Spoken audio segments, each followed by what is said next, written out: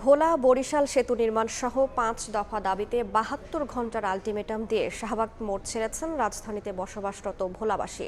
এর আগে তাদের অবরোধে ৩ ঘন্টা বন্ধ থাকে শাহবাগ হয়ে যান চলাচল।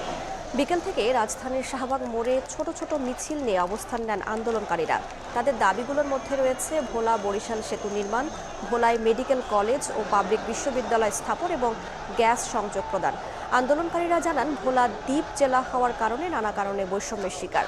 দীর্ঘদিন ধরে ভোলা বরিশাল সেতুর দাবি জানানো হলেও সরকার এ বিষয়ে কোনো সিদ্ধান্ত গ্রহণ না করায় বাধ্য হয়ে রাস্তায় নেমেছেন তারা।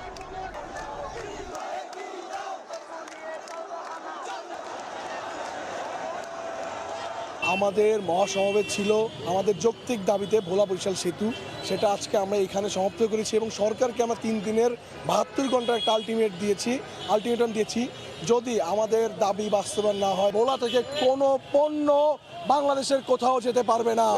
টোটাল ভোলা আমরা লকডাউন করে দিব।